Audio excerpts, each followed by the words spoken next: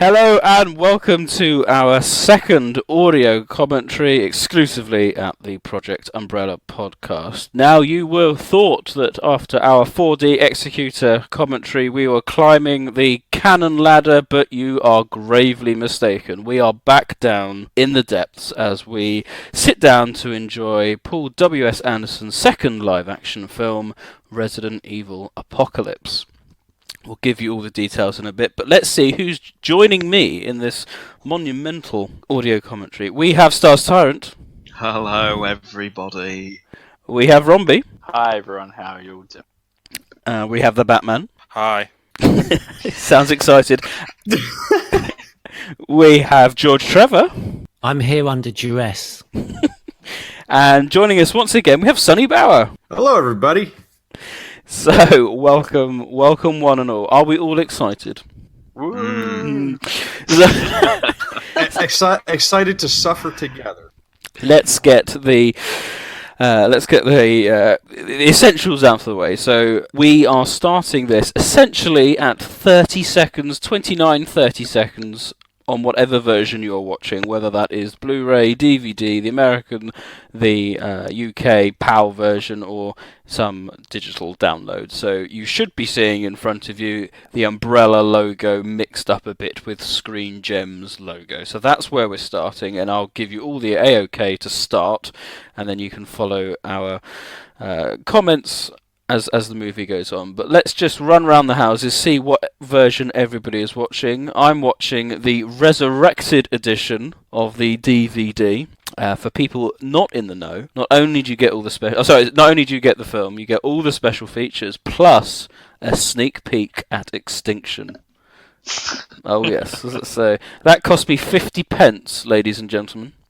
What an achievement! That's cheap. Sonny, how much is that in American? I'm not even sure. That's a dollar. I'd have to look at that.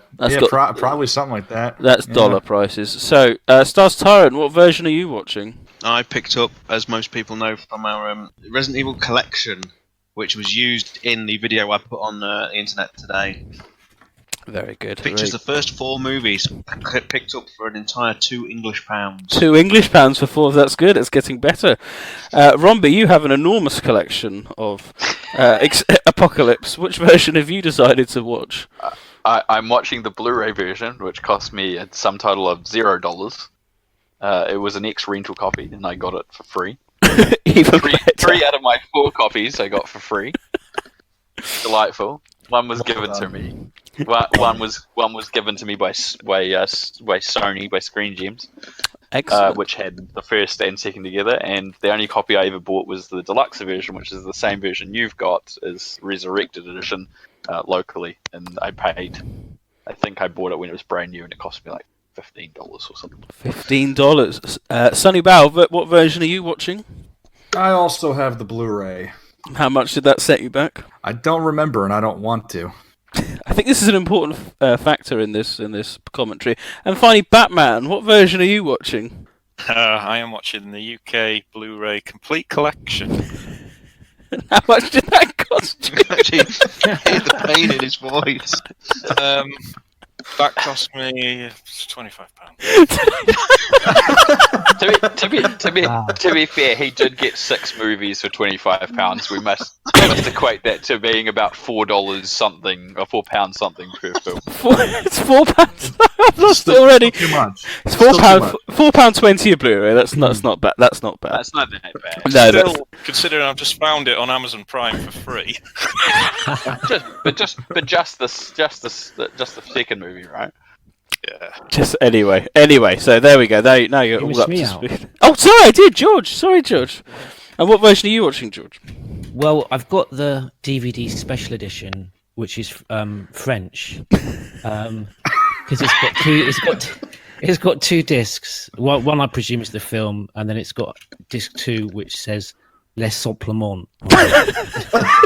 But That's interestingly, two disc version that everyone got.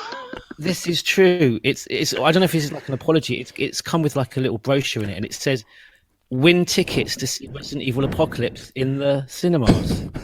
So So I've got like a token thing I can present to actually go and see the film free at the cinema. It says here. But it came with the copy of the movie. Yeah, that's what yeah. It says it is everywhere on September the 10th, 2004. Brilliant. Just weird. Right. That sums up everything, really, doesn't it? Okay.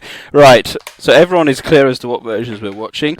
Everyone is watching the same version in terms of PAL versus NTSC, bar me. So I'll try and avoid the issues that we had with the first audio commentary, but it should be much smoother. And we'll crack on. So everyone is ready. Well, that 30 second mark. We will start on 3, 2, 1, play. So, first things first then, guys. Who went and saw this at the cinema? Oh, me. I did. It was the first and last time I was very excited for a Resident Evil. I was the first. Guys, you somehow didn't see the first. My name is Alice. This is interesting. That is the first time she refers to herself by name. Yes, because you're never revealed in the first film at all, except in the end credits. And the other interesting thing is she will not let you forget this fact for every other movie. No. This is was this released in 2004? Was it directed by Alexander Witt, who has gone on to be quite a prolific second unit director and has worked on franchises such as the Marvel Cinematic Universe. He was already he was already a well-known second unit director, and this is still the only full feature film he's ever directed himself. So just a bit of context for everyone. Everyone who listened to the first audio commentary will know that I actually like the first film. It's got a lot of endearing points. So I came to this film very excited about the Nemesis element, which we're just seeing in front of us now, and yes. I had convinced myself that the first film was part of the main storyline. It fitted seamlessly. At least I said it did. And so I was ready to embrace this film. Ready to embrace it as part of the Raccoon City incident. So I was very excited. Let's see how I feel at the end. Yes. I remember when all the way back with the eye. Sorry. No, it's okay. I remember when the rumors were coming out and that they said that the scenarios would have been split, that Jill and Carlos were going to do their own thing and Alice was going to do her own thing. Welcome to Toronto, everyone. I was just about to ask which city is doubling up for Raccoon in this. Toronto gets used for everything. And interestingly, the weather map that showed it puts Raccoon City where I think it's like Pennsylvania, I think it is, or something like that. Somebody's been reading the S.D. Perry novels. Wow. Oh, look, that's a nice shot. That's actually a nice shot. That is a nice shot. So here we are. We're at the Hive already. The Hive. This must be a different entrance because you never see this entrance. And it's got the Operation Raccoon City door. Or does Operation Raccoon City have the film's door? There we go. A T-virus thermometer, very handy. So, John, notice how the T's incorrect. They've got the capital T. It should be a small as the podcast's lore expert, what do you have to say about the contributions to lore in this sequence? Seamless with the games. Oh, look, the contamination's off the record. Oh, zombie. Oh, was it a dog? I think it's a dog. That was a dog, or yeah. I think you see a dog. See, this is what annoys me. Look how close that convoy is. Do you know they actually? I think I remember reading somewhere or I watched something. I'm pretty sure I heard some description about someone actually had an accident when they were doing that. Surprise! So had to brake, and they hit the back of one of the other vehicles. Well, I remember when footage of this convoy was released on the internet prior to the film's release. Oh, this is the evac, isn't it? I'm remembering this now. Yeah. I was getting excited. It's all those level 10. It's all those level 10 executives. Ashford. This makes sense. This makes sense. Yeah. I'm gonna make my first complaint. I'm really gonna make my first complaint shortly. So I've talked Ashford? about this previously. Ashford. No, Ashford's the name's fine. So this. What was he thinking? Like the reaction he has in this, it's like he's slow. It's like he talks really. I must get my daughter. What are you doing? You don't understand. Like, are you? You're not. Just because you're in a wheelchair does not make you like mentally incapable. So because Jason Isaacs didn't reprise his role as William Birkin, we decided to have Dr. Ashford and his daughter, as opposed to Birkin and his daughter in this. Yeah, I and then they assume. and then they had a character called Dr. Isaacs. Right. Oh, Ian Glenn's character. Yes, that's Ian Glenn's character. Yeah. Here comes the RE2 reference. Yep. Boom. interesting fact. I was I could have been in this film as an extra. How could you have been in this film as an extra? Well, it would have required a bit of a stretch of the imagination, but I was in Toronto a couple of months before this was being filmed. So I'll tell you. That's basically, I was this. in the same country that they recorded in this. I was in the city near to the time that they filmed this. Yes. I can tell you a similar story. I don't. Wait, actually hold remember on. Here we go. Good part coming up. Oh yeah. Oh no, I've met this actress. She was at London MCM Comic Con, and I asked if I could ask her questions about Resident Evil, and she was horrified. She was there to promote Lucky Man with James Nesbitt, and I sneaked into this room where the press were meant to be interviewing her before the press were allowed in. And I walked in, and James Nesbitt was there, just being an arse. And I just walked up to her and asked her. Freak her out at all, eh? No, well, it was made. Her agent stepped in and made it very clear I was only allowed to ask her questions about Lucky, not Resident Evil. I can't imagine you go sneaking around, George. It is worth saying that if there is one shining beacon of this movie series, it is Sienna as Jill. I hate this scene. Yes. This scene is awful. Yeah. So Is there any explanation as to why she's wearing those clothes? Yes, there is. Everyone So else this isn't. is exactly where I was going with this. Aside from the fact that obviously it's the game outfit, they try and justify it by that weather report that came up earlier, which was saying it's unseasonably warm. There's a heat wave in Raccoon City, despite the fact that they were shooting in the winter. Yeah, they shot this in winter, which meant it was relatively bad for them shooting outside. Sorry, to continue on Nick's tangent, I worked with Martin Ramseur with a website based on the first movie, and the idea behind it was there was a competition being run for a prize to win a role in the second movie as an extra, and we were on the top of that list. Like, we were clearly going to win that, and then they just cancelled the competition, so we didn't get Really? Yep. Oh. So you were It was close just very as me. easy to tamper. So Yeah, it was about as close as you were. Yeah. It was easy to tamper with the votes, which didn't help. But we were actually you got to remember, this was at the height of our website popularity, so it wasn't very hard for us to drum up support. But other people could just go on and you could refresh and tinker with the back-end code and give yourself extra bucks. So I think that's why they removed it. Okay. We were introduced there to Thomas Kretschmann, who is a wonderful actor, and is absolutely awful in this movie. You will have to prepare yourself for how bad some of the line delivery is coming up by this guy. You not believe he's actually quite a qualified actor. Stars emblem on the cop car. Stars emblem on the cop car. Well, this is all repurposed from the end of the first film. Yes. Very true. There's another couple other. I was going to say there's a couple other video game movies that he's been in as well, Kretschmann, and he's just as bad in those two. Unfortunately, I'm guessing it's about the paycheck. He doesn't really have to put much effort in. that tedious already. So I remember. Well, we'll get to the part that's coming up now.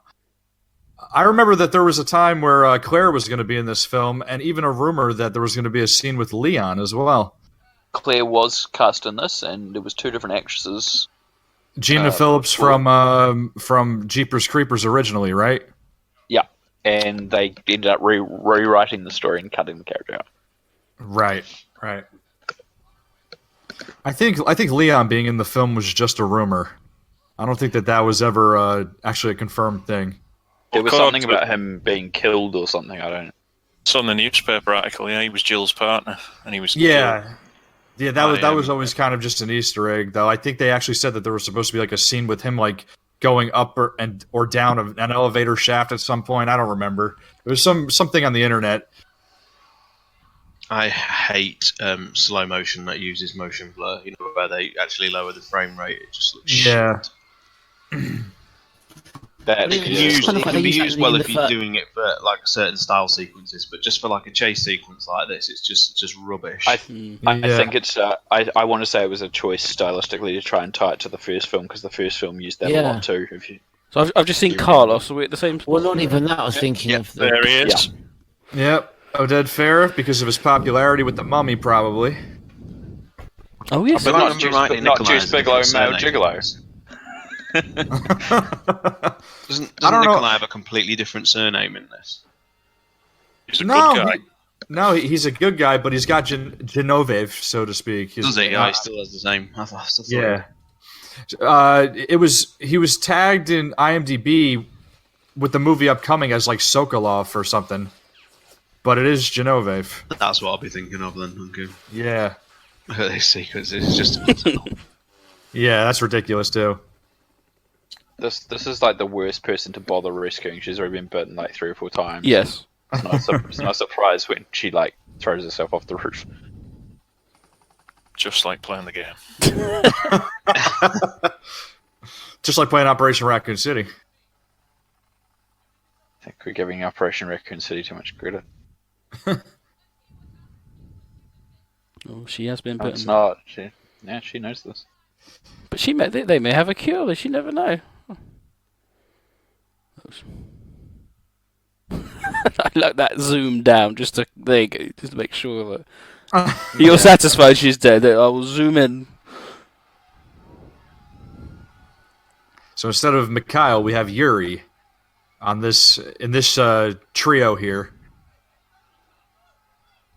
Payton, that's right. Payton, yes. Yeah. He's been in loads of video game films. He was in Doom, wasn't he? Oh, was he? He was actually also in the Resident Evil 5 inspired Black Hawk Down. Oh. Did he?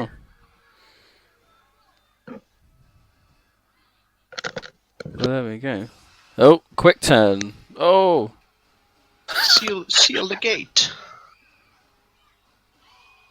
The thing I remember about they do have the eye. I'm going to say this. Been a lot of effort designing the makeup effects for the eyes and stuff. And they have actually kept it. There's a deleted scene here where they actually fire on the crowd. Yeah, that's what I was going to say. That's what I was going to say earlier, but I said we'd get to that later. Yeah, good call on that. So are we seeing a bit of a continuity error already? That chap seemingly turned relatively quickly, and Peyton's been bit, and he's not. I think the guy was dying. Was he dying? Right. He was okay. Fine. Yeah, I'll let him off. The virus seems to be partly transfused by bites, but also airborne slightly, like it was in the original. It's a bit confusing. So Peyton has taken the role of Brad Vickers in this film. He gets bit by a zombie first, and then he gets killed by the Nemesis. Spoilers? Jeez. Can't do that for later films because a couple of these guys haven't seen some later films. Can't say too much about those. Stars seem to be just like a regular unit of the police. There's absolutely loads of Stars members, isn't there? There is. Do you know what? I will give this some credit, actually. This sequence isn't too bad atmospherically. I think you could actually tell quite an interesting story with people trying to evac the city, and it just becomes a panic. Yeah. What's interesting is now this has become such commonplace. Like we have like the city mentality of zombies and films and stuff. But you got to remember when this came out that what hadn't really come back into the forefront. Really, the few zombie films that we've had have been very isolated. This was really the first film in quite a long time that had any mass scale to a zombie thing. Now it's quite was this the same year as the Dawn of the Dead remake? Yes, 2004. Came out a few months later. Yeah. But even then, that still isolates itself a lot, obviously, to the shopping mall. More slow-mo. Interesting to note that the stars have seemingly replaced the police force. Yeah. If you will. Yeah, that. And also, production design just is really awful. good too. The camera stuff's terrible, but the production design's really good. Which is a shame. It's like that walled access is pretty impressive. A lot of this is from Resident Evil 3, isn't it? There we go, shot for shot, Resident Evil 3. Yeah, this is the Resident Evil 3 sequence. I think they've made quite a good effort with it, to be fair. Yeah, this was actually pretty entertaining. Right, with the guys climbing down from ropes from a helicopter we can't see. Yeah, that's also Resident Evil 3 with zombies and it does have to be said, like, the cinematography is not bad here. The actual look of the streets is atmospheric and well lit, and it actually looks semi-professional.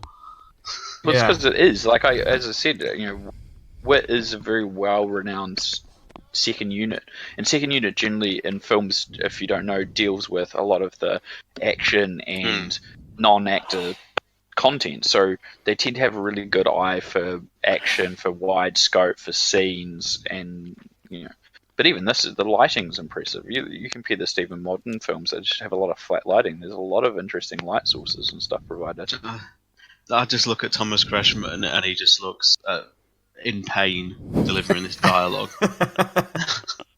I'm not leaving without my daughter. But both of these people don't look like they've signed up for this just to have a bit of a good time, a bit of a laugh. They actually genuinely they look like they're stood there going, "Why is an agent got this?" Sorry, I'm just gonna laugh at that. You do what you're going to do. I'm staying.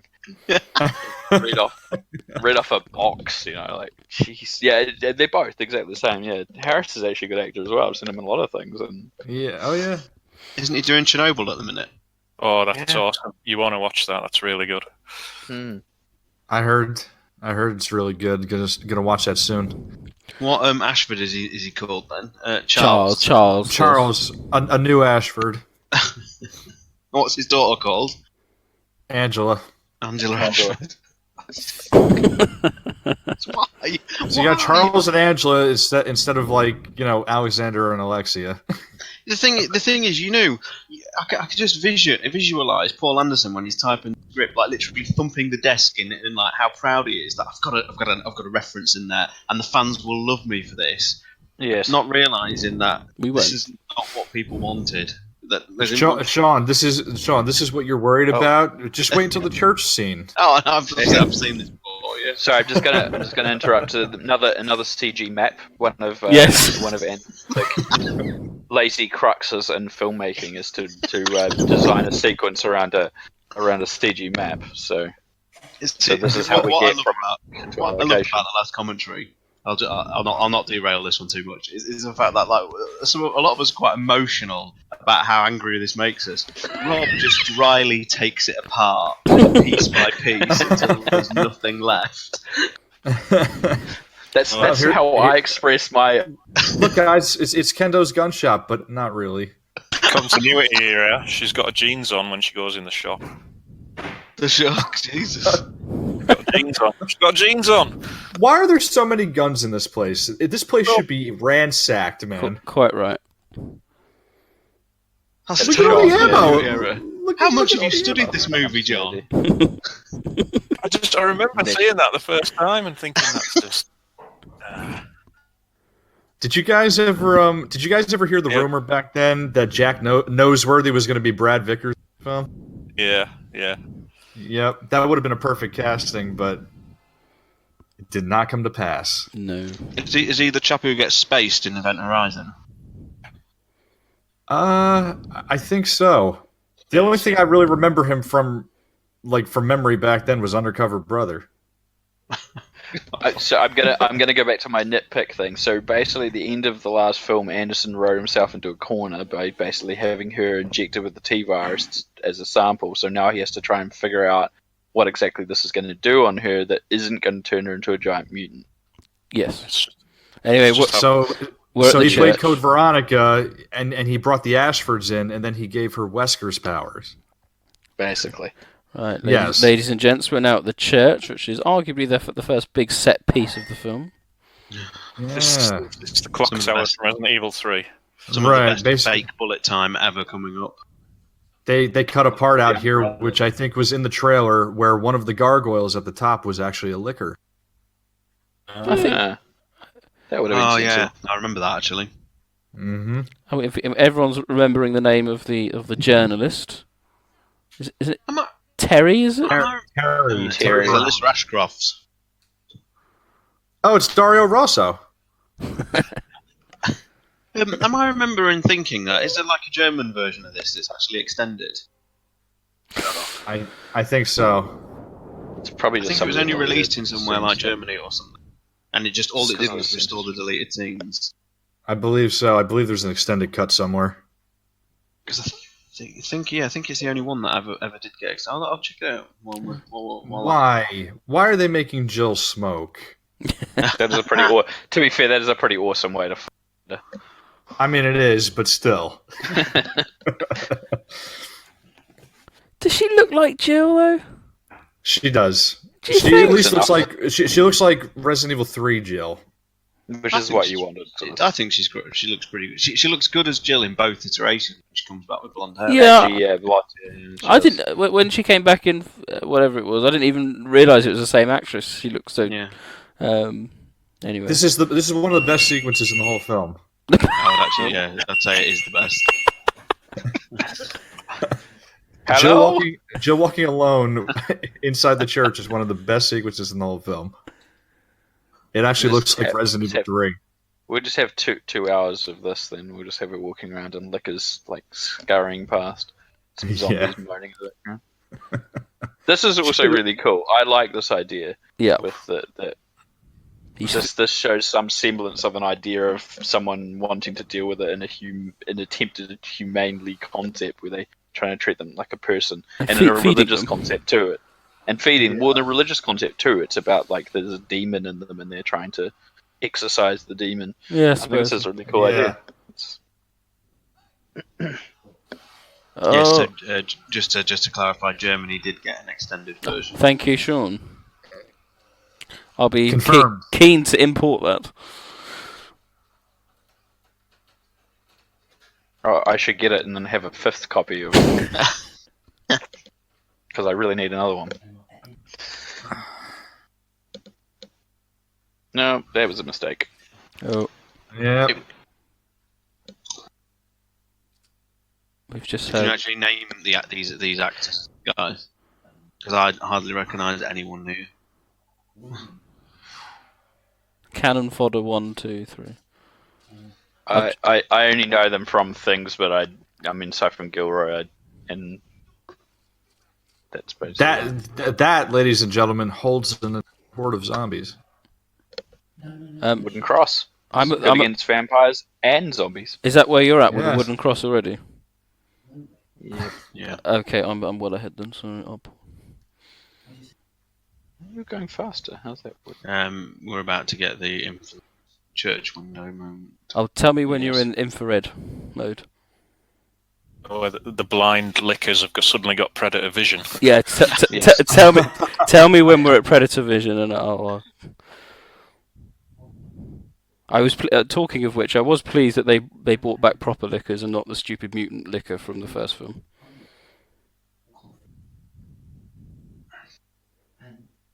All right, here we are. Look, yeah, this is red vision. Very first red vision. Cool.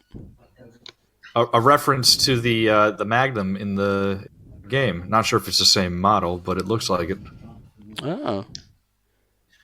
Why don't they just go the whole hog and have the liquors go? There's a tiger. There's more noise out of the one in the first movie, to be fair. Oh, and there's a close-up shot. She really did do a great job with Jill. She really tried. You could tell she really gave it her all. She mimicked the walk by putting the gun out. That's a great shot. That's the perfect. The walk. She does when she gets exhausted later on, she does the whole caution hand on hip kind of slightly injured look as well.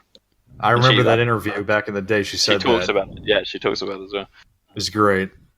So, someone equated this to me about like once Alice arrives, it turns into Alice is basically Poochie. Oh, as soon as Alice arrives, everybody else is useless. Yeah, so that whenever she's not around, they're always like wondering. Yeah. where is Poochie? Where's Alice? I remember being sat in the cinema watching this and thinking, do you know what? This isn't actually terrible. And then she comes flying in the window on that fucking bike, and the music starts. It's coming. It's a good jump scare. That was good. It's like, why didn't he just keep going with this and then just have Alice do something else? Yeah. Do you know why? I have to say, this is because they got married. No. Well, that part, but also I was going to say because he wrote it, so because Anderson wrote it. I mean, Witt could have made changes to it, but at the end of the day, it was Anderson's script. I could watch a Resident Evil movie of this kind of pace, and actually taking its time. Absolutely. And it only gets worse as the films go on. Everything gets faster and faster and faster. Yeah, until that last one where the cuts come at about 1,000,000 miles an hour. And you know what? In some of these shots, the liquor CGI doesn't look too bad. No, they're hidden in darkness pretty well. Hidden in the dark, yeah, exactly. Which is a big difference from the first movie where they tried to put it in the light too much. Yeah. Well, this works quite well. This had a budget of $50 million as opposed to the $30 million that the first film had, I think. Yeah, the first one was quite cheap for what they would. It was for its ambitions. It was quite cheap. Hold on to your butts. She says we're going to need more ammo. I'm out, but she's got a second gun in her holster. This is literally just a complete tonal shift the moment Alice turns up, isn't it? Everybody, this is where the movie takes a turn. Because it doesn't. Brain isn't actually exposed, is it? Light. It's kind of just covered. It's invisible, but it's kind of covered. Yeah. Yeah. Why would she? I mean, you have to question why. Why did she come? Why did she even come in? Did she like try the door first and goes, "Oh no, they blocked it"? What did she? Wait, what did she jump? It? Yeah. What did she use to jump? I've always thought this as well. And then this. You know anyone was in there? Yeah. Goes up in the air, and there's the bullet time with the umbrella logos. I guess Anderson played RE0 too. Lots of bullet time. The bullet time moments in Zero and Dead Aim are way better. Okay, that bit with the flame with her being back, that is a good shot though. I will give it that. If you're going to have your main character hero be surrounded by a silhouette or something, a big fiery flame ball is pretty awesome. Isn't this classic horror movie sequel though? Isn't it? It's you've got the big bad from the first film. He was a proper hard to kill. We must up the ante, so we'll have the good guy just absolutely wipe the floor of the original villain. Well, you've already changed it too, in the sense that you've put two of them in there too, just to add that as well. Oh. Jill asks a great question. Who the fuck are you?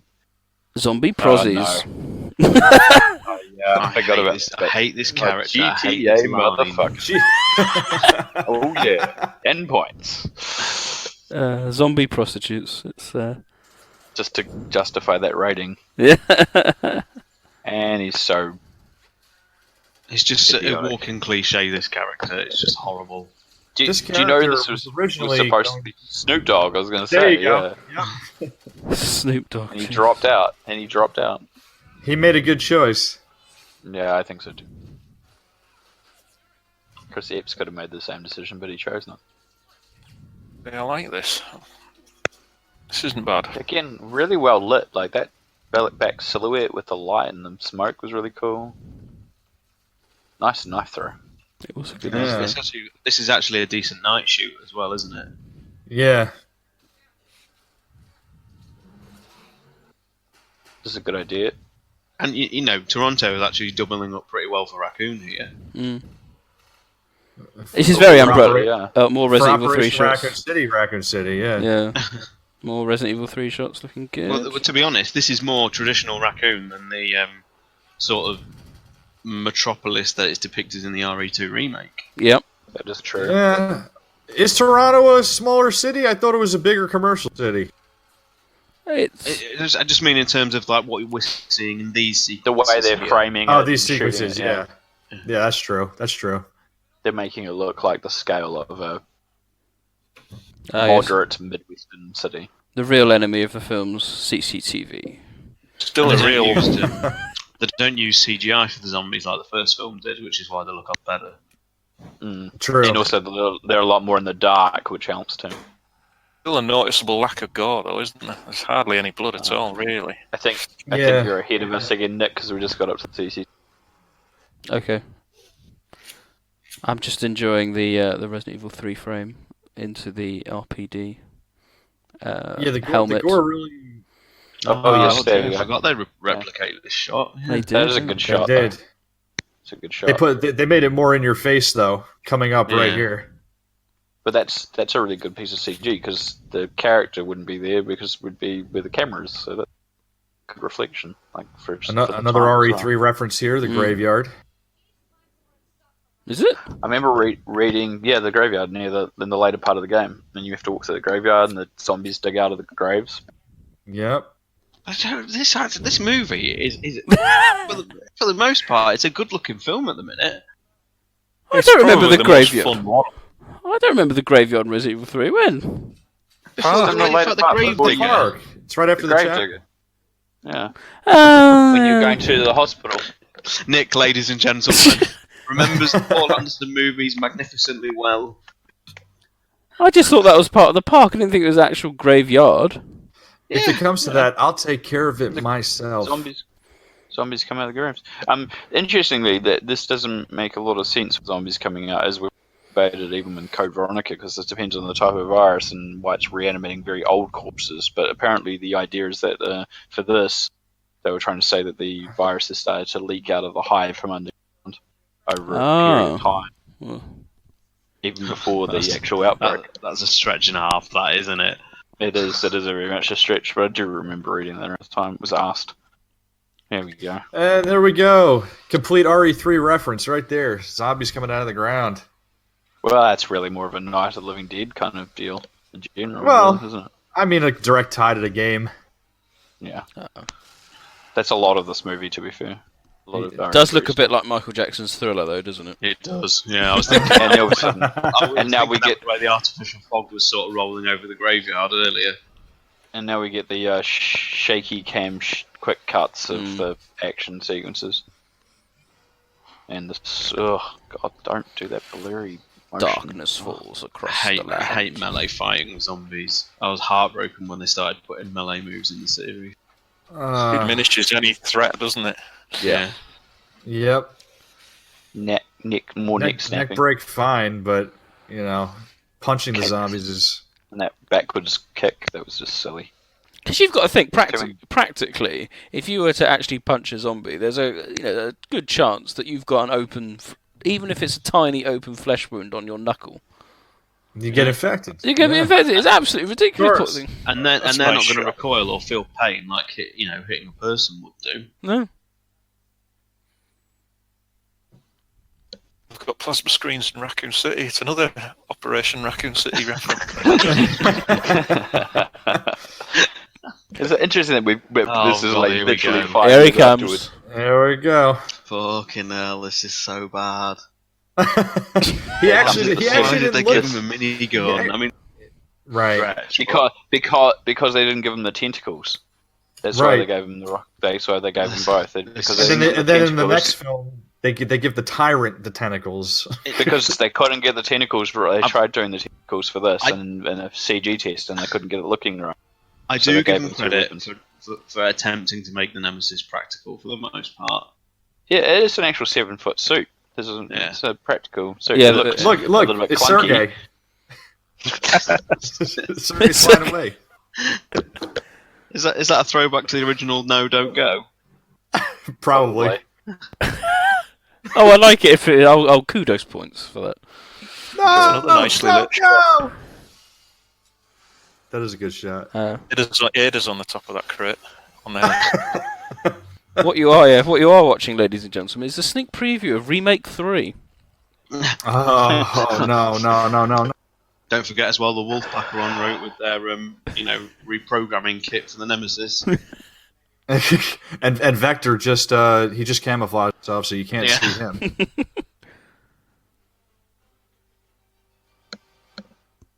There we go. What's the redhead guy's name? The actual name? Something Ward. I don't remember. He's in Uwe Boll Postal movie. I know that much. God, his Still career's haven't gone seen well. that. Yeah, The that was hugely after this. tasteful Postal movie. I still haven't seen it. Has anyone seen it? No. Apparently, it's one of Boll's better ones. Apparently. He'd have loved to have made a Resident Evil movie, wouldn't he? Oh, if he'd gotten the hands all over it, we basically did in House of the Dead. Really, Yeah. it would have been zombies on an island. Which is literally what the first movie would have been. It would have been zombies on an island. Zach We Ward, would've got- his name was. Zach Ward, there is that's the Zach Ward. Yeah, there's a deleted scene where you actually you don't see the Nemesis really on screen, but you hear the footsteps, and he comes over to the weapons crates and he gets the weapons. There's a Nemesis kitting up sequence. Yes. Nemesis tooling up. Yeah, I could definitely watch that. Oh dear. Last bit. Did Carlos get bitten there then? Did I miss that? I think he got hit on the arm. And here comes Forrest Speyer. No, this is the worst part of the film, boy. Forrest Speyer right here, everybody. Is that actually okay? Did they name him that? No, they didn't name him that. You're just saying that because he's got a hat. And He's got- He's like Forrest. He's like Southern. He's He's like Southern and the Sniper. with his CD Walkman Discman thing. How doesn't date it. 2000 and- Doesn't Yeah, Lyndon doesn't- Ashby play a character very similar to this in Extinction? Yeah. Sniper on Yes, the he Yes. does. building. Yes. Lyndon Ashby back in the day might have been a good Wesker, although I don't know if his voice would have been deep enough for it. It's meant to be Wesker, isn't it? That old guy, the Stars captain. Oh, here comes Robot Barry. I'm at Robot Nemesis now. Hey, Robo Nemesis. So bad. Now, this was a good sequence up until Nemesis fires a shot. Because seeing him walk and basically be unaffected by all the bullet fire was actually pretty cool. Well, you're forgetting about the Robo targeting display. Yeah. I hate all this. Operation you know- Raccoon City, everybody. Remake 3 probably too. They used CGI to increase the size of some scenes. I think so. Yeah. The suit's like over 7 Was foot it? tall by itself. Yeah. By the way, if you notice, the second time they showed Nemesis' point of view, if he didn't fire a shot, he wouldn't have been noticed on the roof there. That is true. Yeah. That's what you get So for being an bad. idiot. What a way to, the stars in the series are a beloved sort of concept, and this movie just Ruins it. He got it wrong. He called him Special Tactics and Rescue Squad. Yeah. Yes, he did. S.T. Perry, everybody. She Let's see did what- it too. Let's see what they're made of, or something.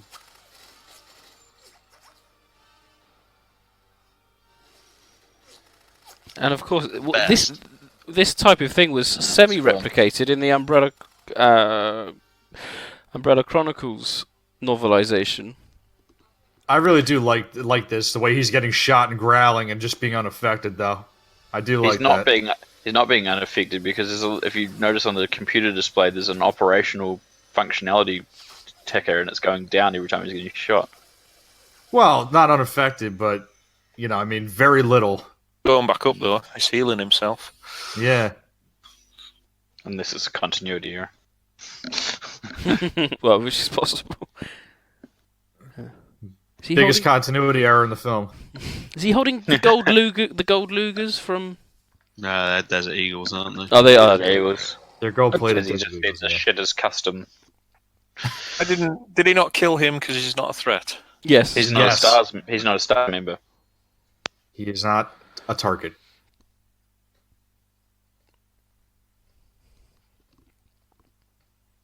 In some shots, it looks alright. In other shots, it just looks dreadful. They need to keep it in the shadows a bit more. Yeah. Oh, we did talk over the part where he said stars. It's the more robotic version of stars, isn't it? No, not in this. This one is just more of like a watery groan, like my sound is not up very high. It's better than in some games, future games. Yeah, Umbrella Chronicles.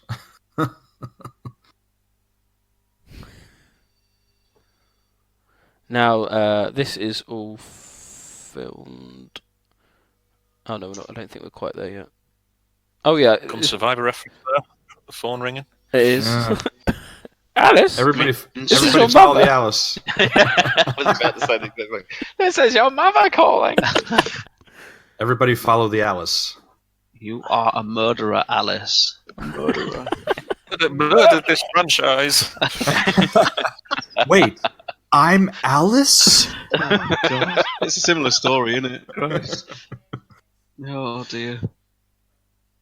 Now we're on a RE3 tram here. RE3 Yes. bus. You're too far ahead, Nick. Oh, sorry.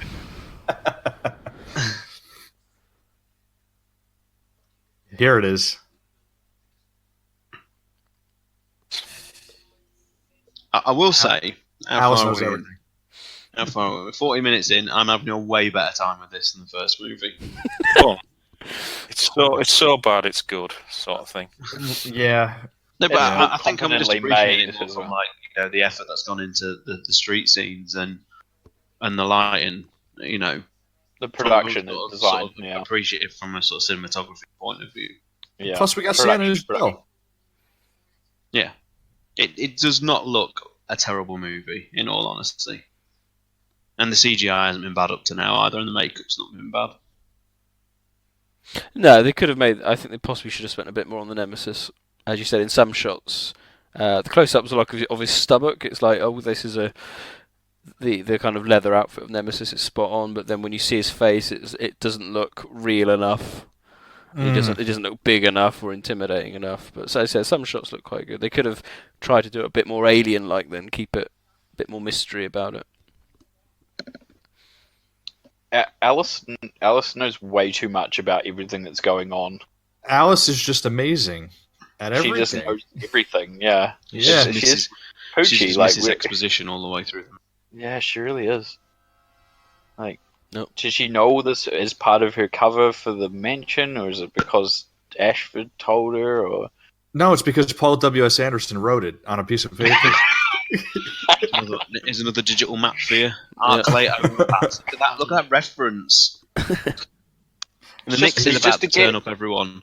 So I'm just gonna say this way, just to get us to the overpass, like literally go from the tram scene to the overpass because it's the same characters. Instead of being able to establish another cutaway or have a character say we should get moving to the overpass, which would have just negated having that cutscene. We have to have the cutscene. It's so ridiculous, and nobody is controlling that cutscene. Like every other time we'd seen the map, it made sense when Ashford was controlling the computer so that we could see what he was looking at. Hold on, Rob. By the way, this is the second time that the film takes a bad turn, where finally we get him to target Jill, and now it just becomes Mortal Kombat with Alice and Nemesis.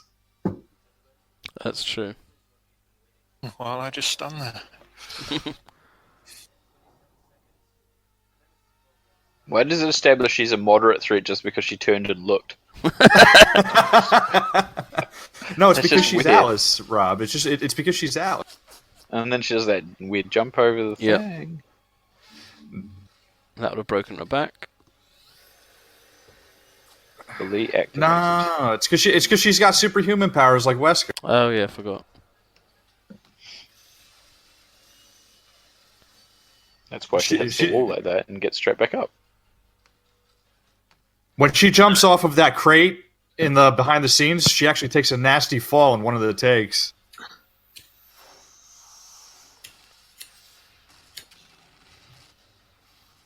explosions. I feel like someone's lighting up some sort of herbal remedy just then to get past this film. Into the press office. Oh yeah, big explosion. I remember people thought it was ahead of us again, Nick. the RPD because it's got the same walls. Oh yeah. If you look at the hallways in this building, it's got like the white top and then the green bottom or yellow or whatever. That's just like the RPD. That's pretty deliberate, though. Yeah. Garbage disposal.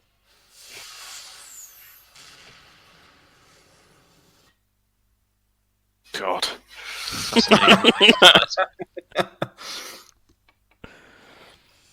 Of all the things that foiled her, a mesh fence. Yeah. Mangled her hand. And then she manages to avoid the explosion by tipping over the lead-lined bottomed cart or something. Yeah. Lead-lined, I'm guessing. Well, it follows the physics of the Indiana Jones refrigerator. We do not talk about the Indiana Jones refrigerator. We do not talk about the fourth Indiana Jones film. In fact, Sorry, I forgot that was one of our rules. Fourth Indiana Jones film. They finished at 3, and that was all they wanted. Nick went to 4. He just dreamed it. He just wanted it so bad. Ugh. Well, how is this going to hurt so? Look How? at this. It's a Blade Runner homage. This is. Come on. Oh. Why is this a moment? If she gets punched in the face by the Nemesis, it'll hurt less. They just wanted to show she's slightly vulnerable, I guess. I don't know. Makes no sense to me. I guess so. What's really disappointing is like Sienna's Jill was quite heavily featured in the first sort of 20 minutes, and yet in the last hour, all she's done is hotwire this car. Right. Don't worry, Sean. She punched and kicked it. Yeah. She punched and kicked a couple of zombies. Almost written out of the movie. Alice turns up, isn't she? Right. Yeah. Alice ends up doing everything that Jill should be doing. And if worse. the story were to... Right. She's doing way worse. Right. If the story were to naturally progress, then Jill would be doing everything that Alice comes and takes care of.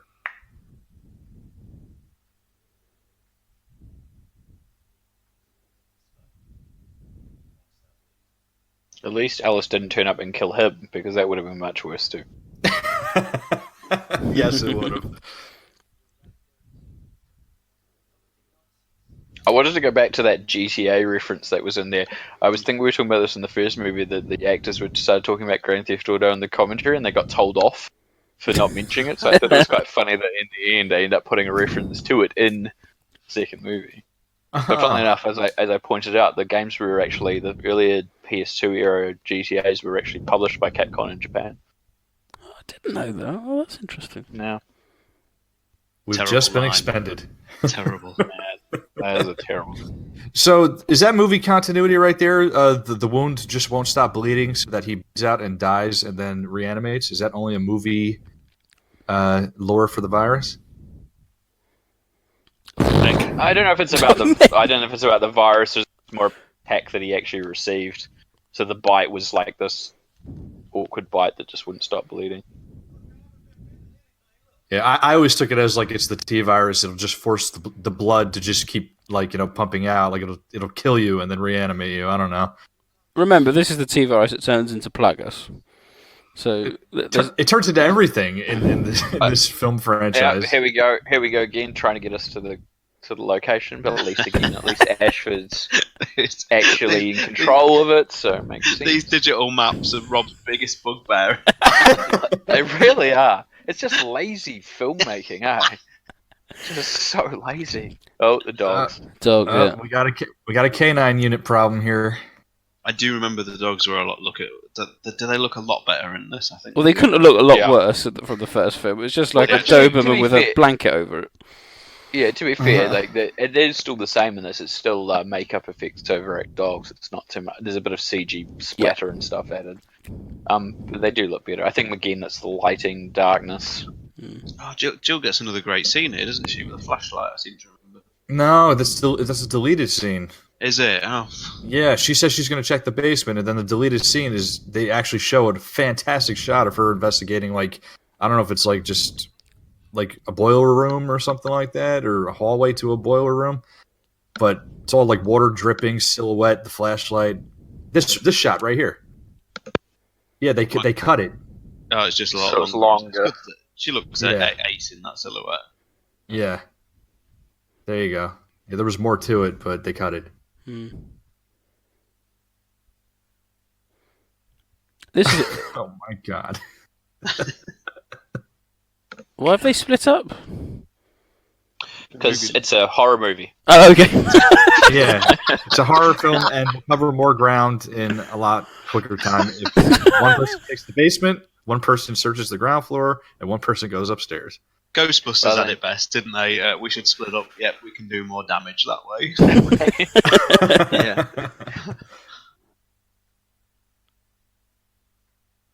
Yeah, moving all together in a group and It's like the skeleton from Code Veronica. All he needs to do is put a Eyeball. glass eye in it and unlock a screw. By the way, why did they spell Oliveira in this film and take out the second I? I think to remove ethnic connotation because it's a different spelling change. His background is different. No. Out of interest, he's called Mike Epps, isn't he? Is he related to Omar Epps? I have no idea. It's a good question. You might have to look that up. I'm not sure. I think the journalist was the most annoying character in this. And I was pleased because this is something that's never been in the games. It came very, very close in Remake 2. Very true. Very close. But zombie children? Mahara Desire got eyes. It is a Mahara Desire. It's not the only time zombie children feature in the film franchise. Notice they're not heavily done up though, are they? They haven't made them. Nah. No, just a little bit of light makeup, but they do get to bite and eat her on camera. I honestly still can't take Oded Fehr seriously in this movie because of bloody Juice Bigelow and the Mummy to a certain And the Mummy, extent too, but more Juice Bigelow because I just keep thinking of the line with him saying, "Women pay me to give them pleasure." There was an actor. I'm not sure if you guys saw the movie Basic with John Travolta and Samuel L. Jackson. Yes, and you see that film. There's an actor in that by the name of Christian De La Fuente, and he would have probably been a good pick for Carlos.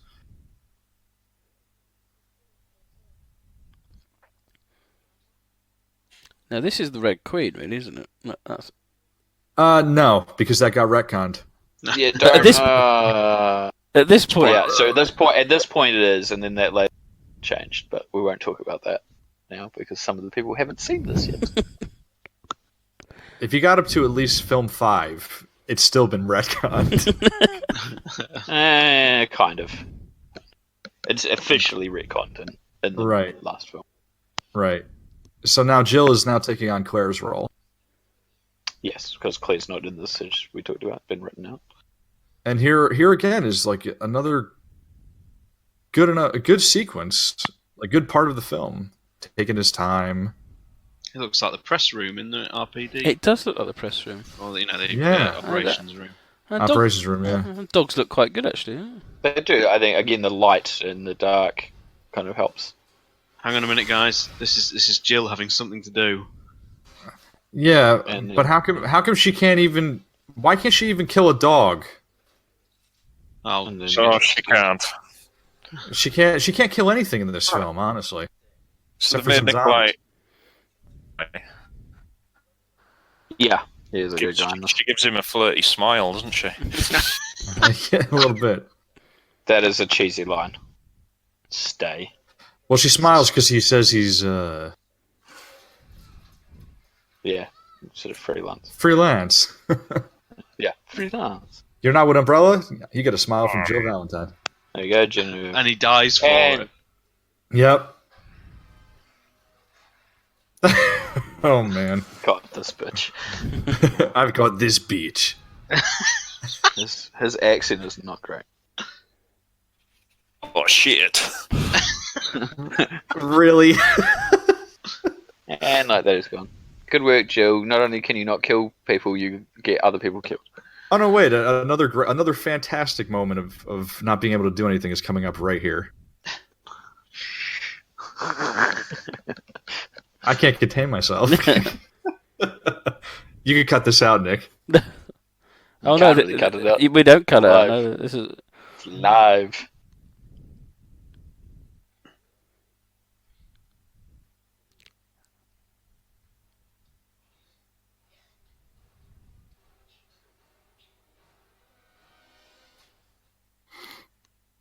must have been quite very This is traumatic. 2 moments where she's had to reach for an object underneath something.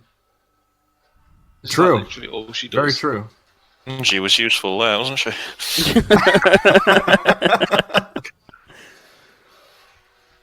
Yeah, I have to say the dogs do look significantly better than they did in the first film. Yeah. And I think the actual cuts that they use, as you said, the They're doing lighting. the Wait, you ready for it? Restaurant. RE3 dodge, RE3 Yeah. dodge right there. And obviously you can blow up the restaurant in that You do? when the Nemesis is after you. God, they're just throwing these references at us. I feel. I don't know. I wonder if they were in the script or if they were just added because a lot of them are visual more than context. Other this one. Nick, have you played Resident Evil? There you go. Grady's in, everybody. Grady's in. Yeah. Yeah, here we go. Here Reference. comes. Oh my god. Alice saving the day with the cigarette. Even though up until this point, Because she knew that the windows were going to bust open with dogs. also Cigarette at time. this point, she wasn't smoking at any point up until this movie. Jill was, and for some reason, all of a sudden, she's smoking. Just I was convenient. going to say, does she have a cigarette in any of the other films? No. No, just a plot device at this particular point. She fancied a quick ciggy. I'm sure. I was going to say, I'm sure Milla Jovovich was actually a smoker anyway.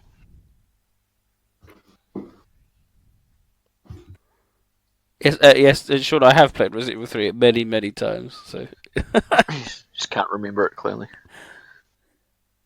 it's just the graveyard bit. I just don't remember graves. Jill 0, Alice 3. Jeez. Oh, It's really depressing. Yeah. The more you think about it, it is kind of depressing, isn't it? Yeah. Yeah, I'm going to set this up just because we have to talk about this right now with the whole... So they've got the girl, and they're going to save the girl, and then the girl disappears, and we never see her again. There's an explanation for that in the novelization. Yeah, but they don't cover that in the movies, and the novels really count. Or is it based... I think the novels are based usually off the script, not the... I don't know. Nothing makes sense. No. Novels usually are, because they're written in advance, so they come out by the time the film goes. And they're I usually actually based off read the this shooting novel. script. I think in the couple weeks leading up to the film, actually. Yeah, they usually release them around or just before, and they're usually based off the shooting script. Mm-hmm. This is Wesker's report too. Wesker's report too. There you go. So guys, pay attention to this origin of the T virus and what it does, and then just wait for future films. It's not even a biological weapon, is it? No. Well, it's not. It's not meant to be. Well, that's not what I'm getting at. But I thought it was makeup. Oh, you're talking about the teaser trailer.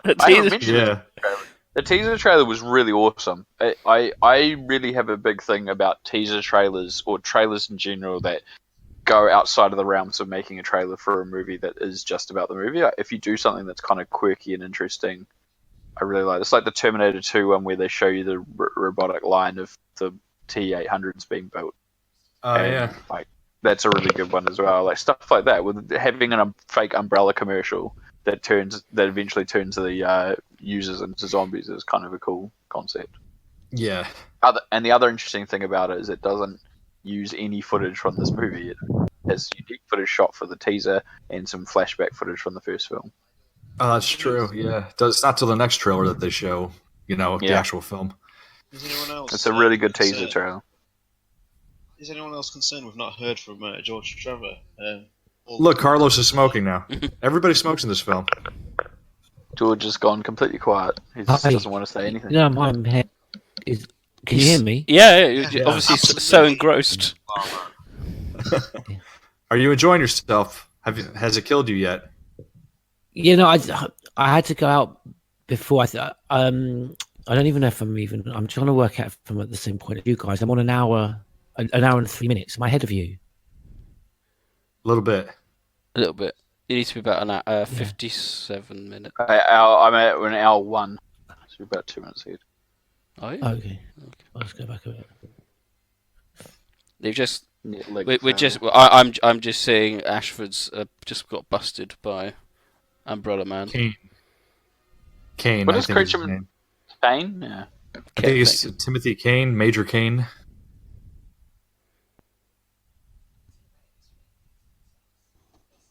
He does get a lot of thankless roles in movies, Creatureman too, because he ends up, what was it, Age of Ultron, like all of about 5 minutes. Oh, King Kong. Who was in Age of Ultron? I don't remember. Yeah, he's the head of the Hydra scientists. He's got no hair. He's bald. Oh, okay. And he's only in it for like the first 5 minutes. He runs off. He leaves the other guy to die, and he runs off to catch him anyway. Gotcha. That's chemistry, ladies and gentlemen, between Milla Jovovich and Carlos. Oded Fehr. Yeah. Yeah, literally through an injection and figuratively through romance. Okay, so this is what they're talking about, the T virus you were talking about before. So it's like keeping stuff in check. Is that what you were trying to imply before? But it's not contagious because they're self-injecting, which makes no sense. No. So right now, this virus is in the original. The virus became airborne to original contact when it was thrown and exposed. It was airborne. It's obviously also contacted through bites. But if you inject it into your bloodstream, it's not contagious and it doesn't impact you the same as. Yeah, that is ridiculous. That is ridiculous. It's weird. Doesn't make any sense. Now, so this is the Alice big is now doing she's now Yeah. doing the narration in the scene that we saw in the beginning of the film. Yes. No, this is the also big final scene. On top of it, there's also an anti-T virus, which we saw in the first movie as well, which is never mentioned again. I don't think. Mm-hmm. So yeah, this is the big leading up to the big kind of final scene, and this is Toronto Town Hall, or City Hall, should I say? Have you been there, Nick? In your visit, did you?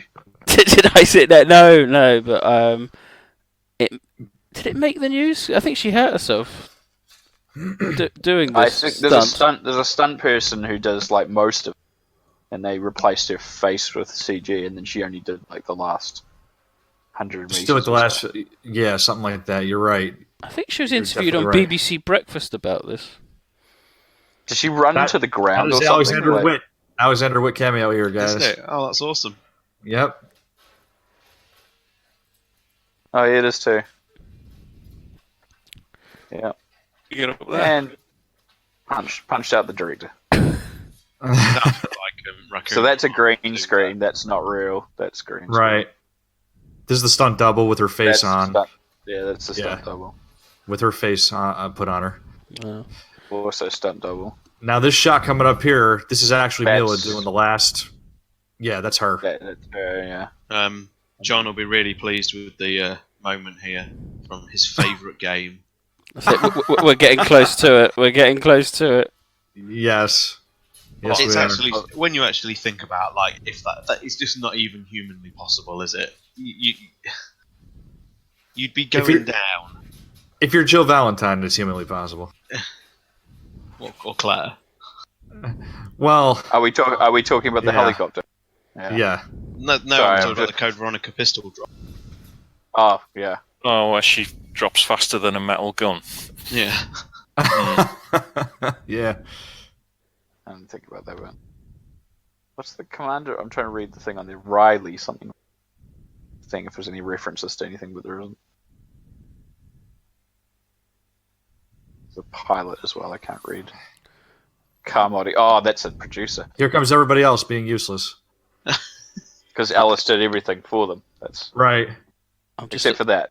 Oh, Yeah. And there's Ian Glenn. I'm just at the flashback bit, so I'll wait for you guys. Just seen Ian Glenn.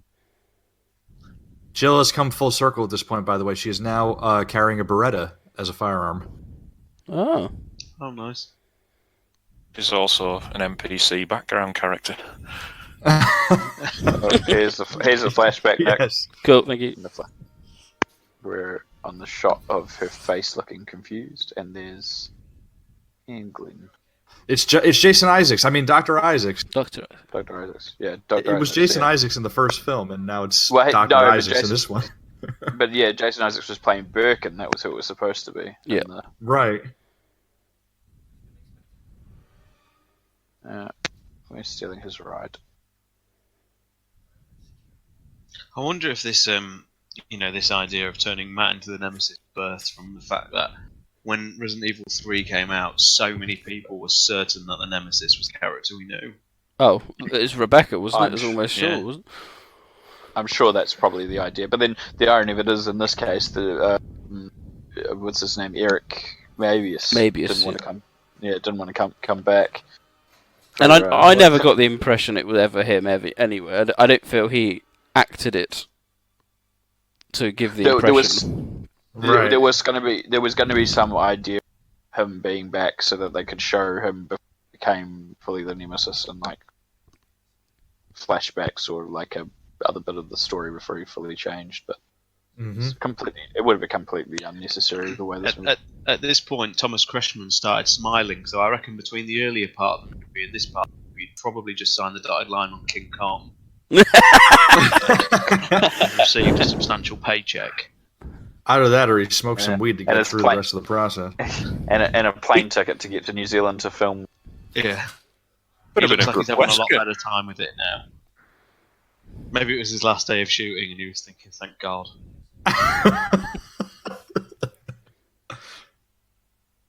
Would have been a good Wesker. He's got a look of him. Yeah, he just killed a level 10 executive. He's like I say, he's a super actor. Sienna's there trying not to shiver because it's like freezing out. Sorry, can I just? I don't get that point of that he just. Look, Neil's shivering too, but it's a heat wave. He shot, and you can see people's breath a lot in the movie too. He shot the level 10 executive, and then makes the point about how he doesn't even care about the other people that were actually friends with it. I would have just shot one of the friends. Makes the same point. He was saying how important he seemed to the company. Yeah. That's why.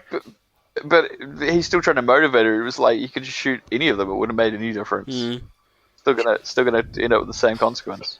But it had to be the father of the little girl to motivate Alice, Rob. This is the moment where the film series just completely lost it forever for me, and this was the point of no return.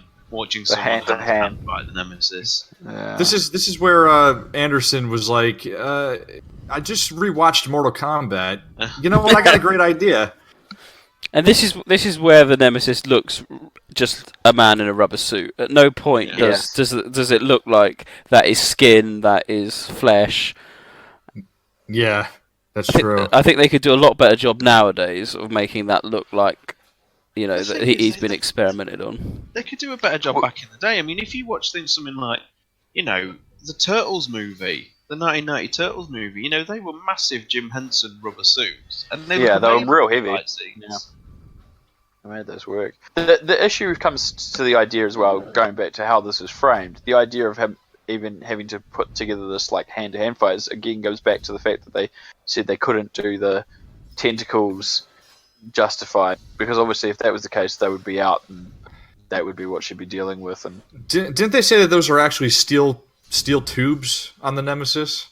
I think so. The costume was really, really heavy, so yeah, so probably is, but I don't know if they ever said steel tubes. They definitely said there's no tentacles in it. He's swinging a piece of metal at Alice, and so was she. She was swinging a piece of metal back. Oh, that piece that was sticking out was horizontal. It's now vertical. And And before it was short, and then it was longer, and then it was shorter again, and it's long and pale, and some good continuity there. Such an awful scene. It is a terrible scene. We're trying to elect empathy for a character that you may not even... It's going to be something ridiculous, like Eric Mabius would have been paid more for this flashback than probably the entire salary of the first. Probably. It's possible, yeah. For all the use of all the photos and flashbacks throughout the movie. Would you have got paid for that? Yeah, they cut in. Michael Biehn famously got paid more for one image of his face in Alien 3 than he did his entire salary of Aliens. Huh. Really? Oh, that's so interesting. Yeah. Well, wasn't he going to sue or something like that? I think originally, yeah. Yeah, and same with Crispin Glover in Back to the Future 2. He did sue because they used his image.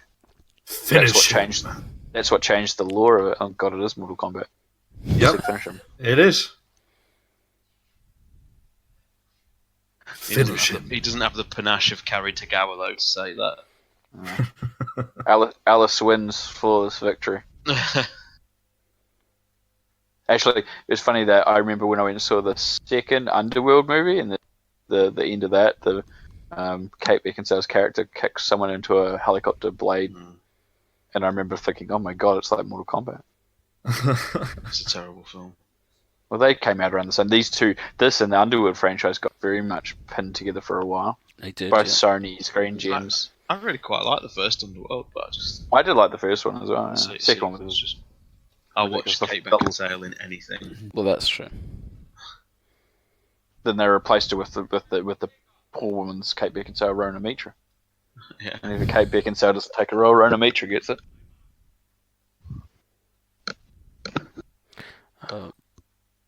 We're really going off tangent, aren't we? We are. Well, it's because we know what's coming. We have to distract ourselves from the pain. There was a lot of dialogue there for a lot of nothing. I was reading. And this was my question. As I said, you see the Nemesis eye. They focus on the eye to kind of hint that he is still kind of human. He's still got Matt's memory, but it's the wrong eye. No way is that Matt's eye. It just looks all wrong.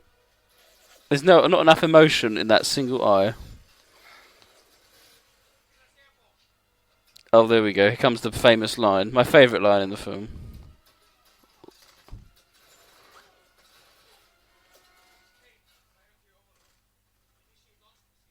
What's your favourite line, Nick? Well, they're trying to take off in the helicopter. It's coming. You're ahead of us. Oh, no, we haven't got there yet. Okay. I would say it, but it could be construed as being cultural appropriation. I'll wait until I guess what it is. Drive a Cadillac. Oh, yeah. Sorry. Yeah, okay. Yeah, that's not. You're referencing something that's coming up. It's fine. Yeah. We know what you mean. No, we wait for the. Beretta firing Jill. She actually took some guys out. That's pretty good. Yeah. It's better than the rest of the movie. She's better with moving human targets. There it is. You know, in the outtake, he says, "Why have we taken?" And then Mike Epps turns to him and looks for a second. He's like, "Because I forgot what the fuck I was gonna say." He forgot his line. Here comes the helicopter. Not Code Veronica, isn't it? Here it comes. Here comes Code Veronica. Here comes not Code Veronica. All you Code Veronica fans, I hope you're pleased with yourselves. I mean, what fucking hell is this shit? Again, that's based the entire movie franchise off the Code Veronica intro. Yeah. Interesting thing. Did you know that the shots here are actually stunt with the face CG'd over the top? Yes. Oh, Yeah, I You can remember tell, that. actually. Yeah. It's not actually that bad, isn't it? For the time. It just looked uncanny valley sort of thing. It wasn't bad. But Here we go. very good. Well, seeing as we've just watched. To be fair, her way of doing it is more believable than the way it is Code Veronica. She drops to her side rather than straight down. That's true. We've just been It's watching not Sean do possible. Code Veronica on his stream yesterday. So it's all fresh in my mind. Which I've got to do again. What the fuck's happened to this film? The first hour was alright. And then the Nemesis blew up 2 helicopters with 1 rocket, and then gets impaled by the helicopter. I can literally feel John's sanity leaving through this movie. Feel the light. The missile. Oh, here's some more Resident Evil 3 references. The Nemesis can burst through anything. You know, it's basically a human wrecking ball, but a helicopter pins him to the ground. Yeah, and Alice gets somewhat struck by a piece of metal, but not really. But enough to take her out. It took her out because it actually broke her head open. And that means that you're really hurt. Yes. We're really tearing this apart, aren't we? It could be worse. There's Could worse be. to come. It will get worse. It's just deteriorated. Once it hits that sort of hour mark, it's like a different movie altogether. It's even like more incompetently filmed. Hold on. Look. There. Look, he just got passed off to Alice. Jill's useless again. Alice gets to decide what to do with him. Yeah.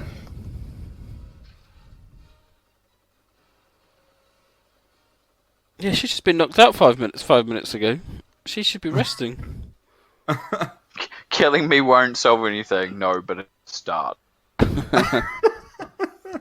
Is this the Deep Rising cliche moment? Yeah, it is, isn't it? Yeah. It's a direct lift from the West Studio scene in Deep Rising.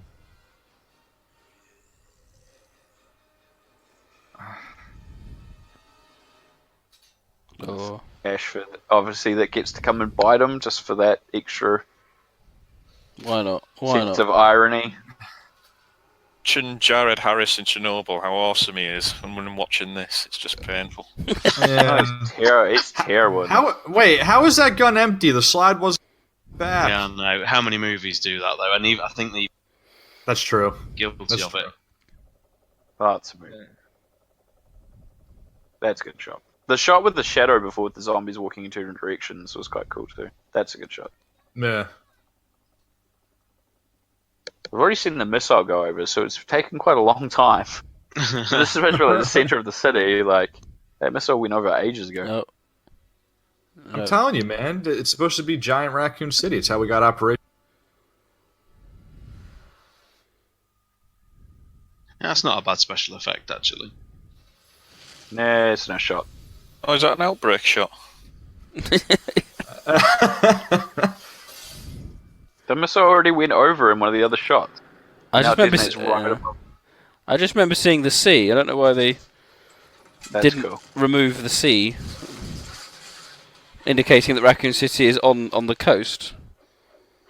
Or near a lake, at least. Oh, it could be. Yeah, Which is ironic, because in the map earlier on, there was no waterways around. Well, it. that yeah. In the weather map. No. Oh, and Crash. getting hit again. That's Alice's other great feat, is that she gets hit by stuff a lot. She does, yeah. She's really good at that, eh?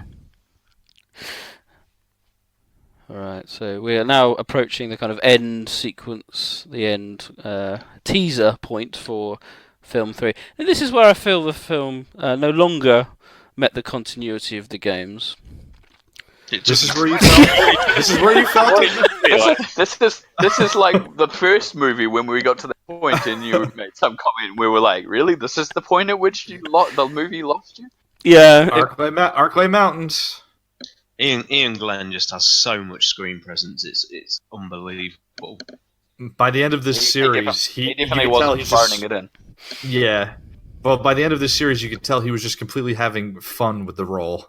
Yeah, definitely. Well, even in the next movie, and the third movie, even then, he just hammed it up, man. He's amazing in the first Tomb Raider movie. Yeah, he is too.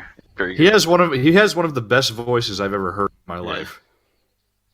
And I don't watch Game of Thrones, but I understand he's brilliant in Game of Thrones. It's worth watching it just for him. Yeah. Yeah. He's fantastic. No, is Alice dead? What will the rest of them do? She should have been dead. And we left Carlos with a bite, so he's still infected. I don't think he got. I think They cured him. They gave him the antivirus. That's right. And the antivirus. I forgot about this. As I was saying, the antivirus is no longer mentioned. I think again after. I like this hint that it was a bit of a nuclear meltdown kind of. Well, they talked about a cover. They talked about it earlier on. Yeah, there was going to be a cover story. Yeah, don't they retcon that into like one of the main games, or is it like Operation Raccoon City? Don't they even talk about it in some point further on? No, in Resident Evil, in the original Resident Evil 3, they already kind of say this anyway, because there's a news report thing in the credits. Yeah, but they just said that it was the government that decided to. But it's under the same pretense that essentially it was a no choice through something else. They don't say what the actual reason for the bomb was. Exactly. So expanded on that idea. Mm-hmm. Alice's story just literally ends in exactly the same place as the first movie did. Yes. So this. Yes.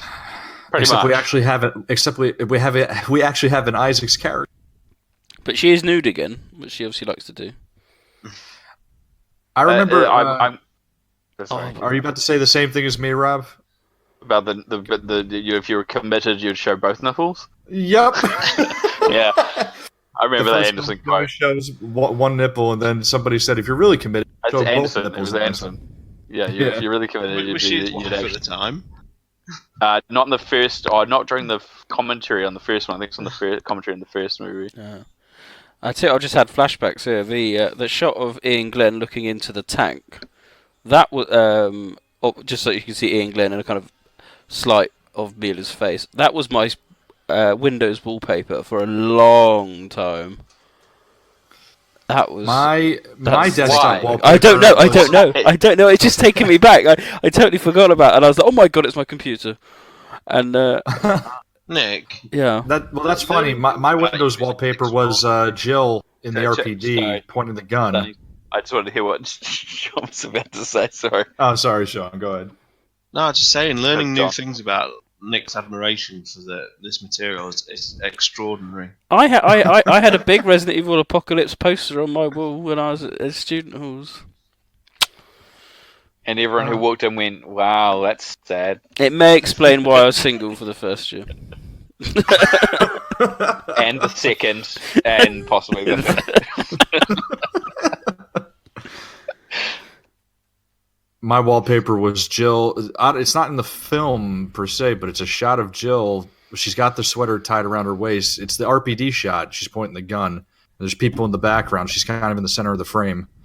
That was my wallpaper. It's like a shot from the. I don't know if it's a promo shot or what. So I'm just going to interrupt you. This is Milla Jovovich being Lilu again. Yes. Right. As you said, it's basically exactly the same ending as the first film. Except she's a little bit more wonky.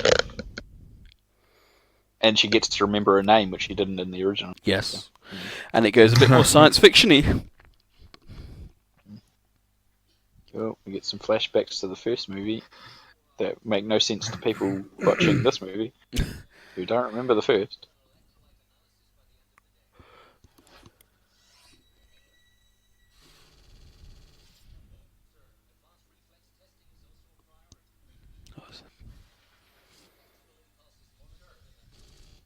My name is Alexia Ashford. It was supposed to be Alice Abernethy, I think. That's right, yeah. That's in the novels, I'm pretty sure. Yeah, and the press materials. I remember reading the press notes. Came out in that as well. Oh, okay. Didn't they say that her name was like Yanis Prospero or something, or that was her alien? Was in the first one. Again, press notes. Was supposed to be the cover name. Then the Alice name was supposed to be a cover name, and it's not actually a name. Yeah. Oh, this is where she gets like a telekinesis. Yeah. This guy right here was the stunt coordinator. Oh, very nice. Yep. That's right. They started implying that everyone has T-virus, and then she gets the telekinesis, and makes this guy's brain bleed, and everyone else. It's weird. She just gets all of Wesker's powers with the T-virus. Yeah, she even got Wesker's Resident Evil 0 power there. Yeah. This was the main point that it lost me in the series. This ending meant I wasn't excited about Extinction. And then they immediately almost forget that she has power. Yeah. Oh and, like, give her a bunch of other ones instead.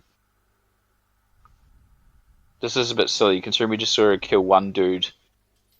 The deleted scene of this is actually the ending in the book. Again, so it tells you they're working off the film script, which is she just walks out, eh? Are they actually in disguise as Umbrella operatives, or are they actually employed by Umbrella now? They're in disguise. Even though their face was all over the fucking news, literally. Yeah. Makes no sense. Need a black suit and a little umbrella lapel. and a black four-wheel drive. And a black four-wheel drive that matches all the other ones they have, with no logos. How did they even know she was still alive to come back and get her? Why? How anything? And at this point, hasn't the world been ravaged by the T virus? No, that's yet to happen. We don't see that happen. Yeah, that's the next film, Nick. I know. A big jump in continuity. Oh, but the twist is that Project Alice has been activated, but that doesn't make any sense by the next one either. I remember how this ends. It's a terrible shot of her eye turning umbrella, isn't it? Correct. Yeah. And it's the Nemesis overlay. Yeah, it's all coming back. That was a scary shot right there of her. Them go. Still look at him without thinking of Jorah Mormont now.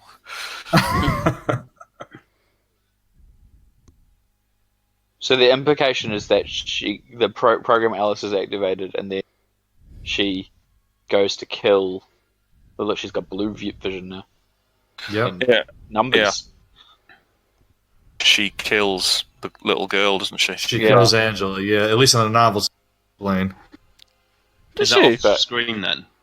Off screen. It's off screen. Well, that was going to be the next. That was going to be the next film, but Sienna got conflicted with filming Aragon. That's right. Yeah. And she didn't return, so they got Ali Larter to be Claire Redfield. Jill they completely ignore all the plot off screen. That's Chicago.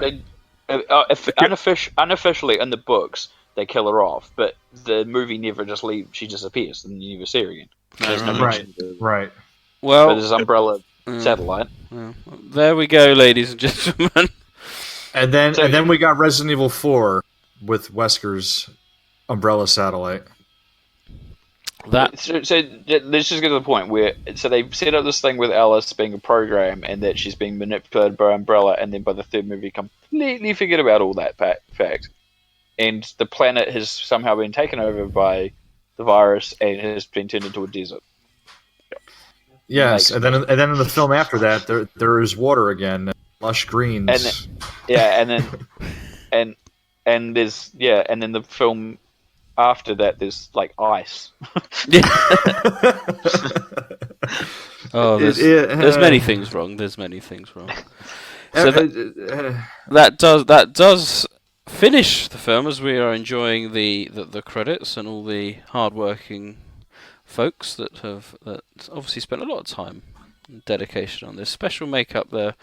Good work, production designer. You're awesome. Yeah. Hiroyuki Kobayashi's name's there, obviously. Oh, Jeff Danner. I remember Jeff Danner being the music. I did own the soundtrack. Was there one soundtrack or two soundtracks? Was it like a movie score? There was two. Yes, there was two. There's one with songs inspired by the film. So yeah, Roadrunner sent me. Kobayashi. Yes. Roadrunner sent me a behind, copy of the soundtrack for the first and the second one, I think. But there we go. Product of the Umbrella Corporation now. This is like. Well, as someone who's only ever seen a small chunk of Extinction, I'm quite looking forward to the next one. Well, before we get to that, let everyone conclude. What was everyone's overall thoughts of this? Tyrant, we'll start with you. I had a better time with this than the first film. I'll not lie, but only from the point of view that like the city scenes in the sort of first act are probably some of the closest to the game you will see. And I think Sienna is great up until the point where she gets nothing to do, and then she kind of just disappears from the plot altogether. The final act is atrociously bad. And yeah, it really was. It's tonally so different to the first film that aside from a couple of character connections, it feels like a different franchise altogether, nearly. Which is what I've always said. A strange beast. These movies. Which is I always said the first film does have. I always have a slight affiliation to the first film because it does feel more Resident Evil-y than any others. Batman, are you still with us? Are you still alive? Just first. It was tolerable, but the last 20 minutes was just disgusting. It's my take on it. It is painful. Fair. John, how was Sienna in HD though? Yeah. Lovely. It's a shame she was sort of sidetracked after this because she does have an extinction in the script and the novel. Yeah, but was it worth all £4.20? Really? Not really. On the shelf. Sonny, what was it? You were very knowledgeable of this, so you provided us with lots of useful tidbits. Are you happy the way it came out? I liked it when Jill was walking in the church. I liked it when Jill was walking in the kitchen with Angela. I liked it basically when Alice didn't do everything that Jill was supposed to do, or did do everything Jill was supposed to do. I didn't like that at all. When she wasn't pooching up the screen, huh?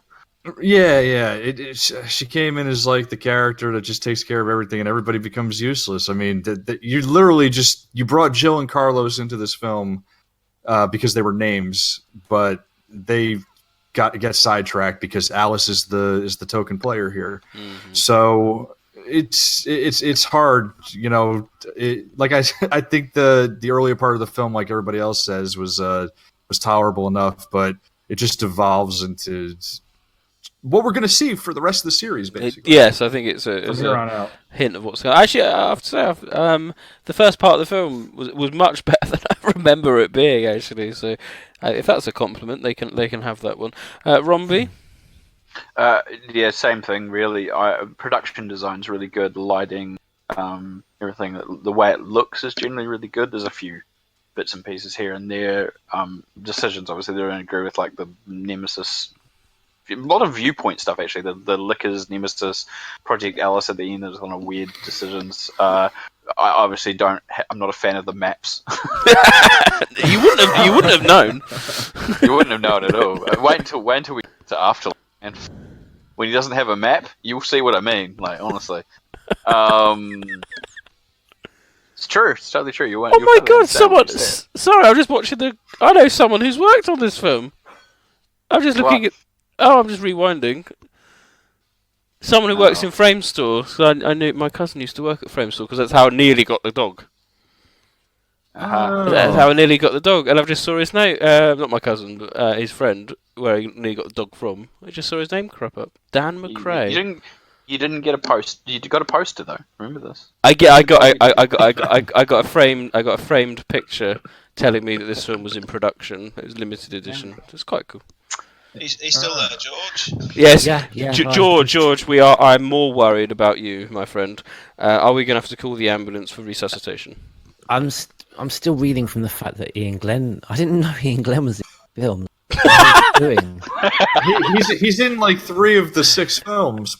I'm still reeling from the fact that Nick doesn't appear to have played Resident Evil 3. Yeah. I mean, I think, I can see we're all being a bit forgiving of the first hour. It wasn't as bad as I thought it would be. There's a few, cool throwbacks, and the production design is really good. It does look really good. The nighttime scenes and the buildings. I think it was Paul Haddad. I've heard a voice actor before mention that Toronto's used a lot in films. It doubles up in so many cities. Yeah, in so many Toronto films. And Vancouver, yeah, definitely the top 2.